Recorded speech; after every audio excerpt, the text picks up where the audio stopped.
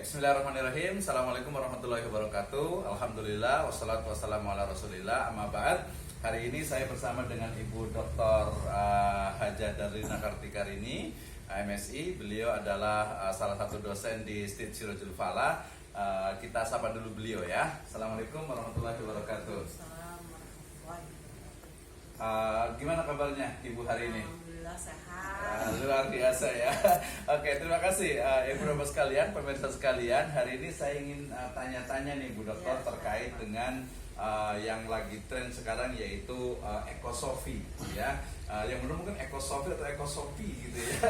Yang ekosofi ya Pak Yobi ya. Oke. Jadi pertanyaannya yang paling mendasar nih Bu, sebenarnya apa sih sebenarnya, ini pengen tahu semua pemirsa ini tentang ekosofi itu apa sih sebenarnya? Silakan. Ekosofi ini paham yang dicetuskan oleh Arnel AS sejak tahun 1970 70 ya. dan diadaptasi oleh Profesor Hadi Alikodra yang merupakan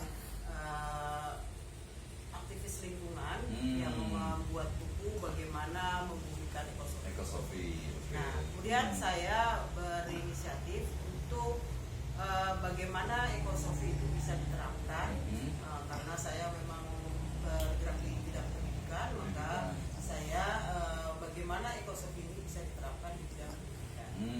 Oke, berarti lebih kepada implementasi dari ekosofinya gitu ya. Oke, itu dari sejarahnya Bu Dokter. Tapi kita pengen tahu sebenarnya ekosofi itu singkatan dari apa sih sebenarnya ekosofi gitu? Jadi ekosofi itu sebenarnya adalah ecological philosophy. Oh, ecological ya. Ecological philosophy. Atau kalau di dalam bahasa Indonesia ekologi filosofi. Ekologi filosofi. Jadi pemahaman yang saya gunakan sebagai dasar pemaparan dalam apa yang saya sampaikan ini adalah bagaimana ekosofi itu menjadi suatu filosofi pribadi individu yang dijadikan pedoman dalam mengelola lingkungan. Jadi membangun ekologi filosofi pribadi, kalau dalam penelitian saya ini terutama pada peserta didik atau santri ya. Jadi kebetulan memang disertasi beliau ini memang terkait dengan pesantren ya, dunia pesantren. Baik, sebenarnya menarik sekali nih terkait dengan ekologi filosofi. Artinya berarti lebih ke arah, mungkin bahasanya itu adalah filsafat praktis ya, di mana filosofinya atau filsafatnya itu didasarkan kepada sesuatu yang memang kita bisa lakukan gitu ya. Oke, panjang banget sih ceritanya, tapi sebenarnya yang ditemukan nih Bu Dokter nih, yang ditemukan di pesantren itu sebenarnya seperti apa tuh? Apakah memang ada tuh ekosofi atau seperti apa sebenarnya?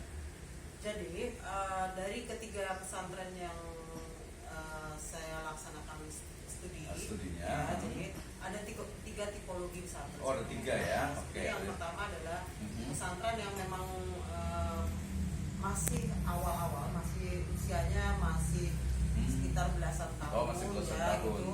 Kemudian yang kedua adalah dia berada di daerah tambang emas ya. Tambang emas. Dan yang kedua pesantren yang memang akademiknya sudah cukup meyakinkan lah, pesantren pertanian yang berada di sekitar perkotaan di dekat daerah IPB.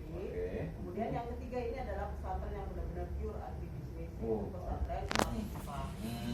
Pesantren ini memang sudah menjadi role model atau percontohan dari pesantren di Indonesia, karena dia sudah bisa membina seluruh petani di desa tersebut.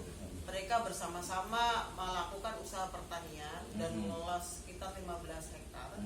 Dan mereka pesantren itu menghasilkan, memang benar-benar sudah menghasilkan agen perubahan. Jadi alumni pesantren di situ diberi jatah lahan pengelolaan lahan pertanian, kemudian dia menjadi ketua kelompok tani, kemudian mereka menjadi ketua DKM mengelola masjid, dan bahkan sudah ada yang mengelola pesantren sendiri.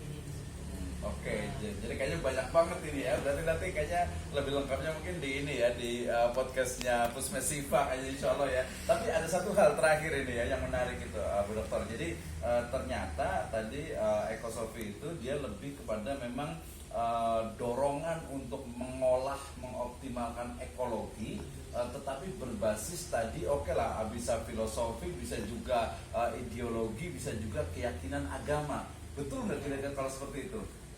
Kalau berkaitan dengan topiknya tadi, berkaitan dengan ekonomi ya.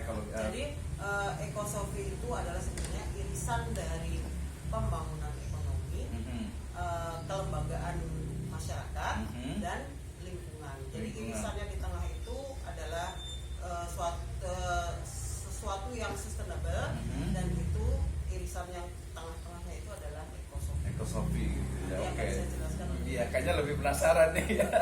Ya, saya masih penasaran karena sebenarnya agak-agak menarik gitu ya. Karena kalau dalam Islam itu kan tadi kalau perspektif fikihnya itu ada fikul bi'ah, fikih lingkungan hidup. Kemudian kalau di perspektif filosofinya sebenarnya itu ada maqasid, yaitu khidul bi'ah atau khidul alam. Itu juga sebenarnya jadi kalau saya melihat lebih kepada tadi mengelola, mengoptimalkan ya, menjadikan nilai ekonomis dari lingkungan hidup tanpa meninggalkan juga tanpa merusak gitu kan ya. Kemudian tapi berbasis nilai-nilai, kalau saya menyebutnya dengan nilai-nilai maqasid atau nilai-nilai syariah. Jadi dikelola tetapi tidak merusak. Oke. Jadi gini Pak, kalau boleh saya sampaikan, apa yang Bapak Wisnu, Pak Dr. Wisnu sampaikan tadi itu mungkin suatu hal yang baru buat saya, karena latar belakang saya kan mungkin tidak paham di situ. Tapi dalam penelitian saya ini ingin membawa ekosofi itu sampai ke sana. Betul. Jadi dikaitkan dengan pendidikan agama Islam. Dan dibuat suatu rumusannya itu, karena itu akan menjadi sarana dalam penerapannya. Oke, kayaknya ini nggak bakalan selesai nih ya. Mohon maaf Dato. Jadi insya Allah nanti kayaknya saya ingin berseri gitu ya, karena kebetulan saya beberapa kali ngisi di satu webinar juga gitu, itu khusus kebetulan teman itu menjabat di Kementerian Lingkungan dan Kehutanan gitu. Jadi membahas itu konservasi kehutanan, kemudian juga ya bagaimana hutan produktif dan sebagainya. Baik, insya Allah kita lanjutkan ya, atau kita tunggu di podcastnya Kosmesiva ya, di link berikut ini gitu ya. Insya Allah demikian. Assalamualaikum warahmatullahi wabarakatuh. Waalaikumsalam warahmatullahi wabarakatuh. Terima kasih Bu Dokter.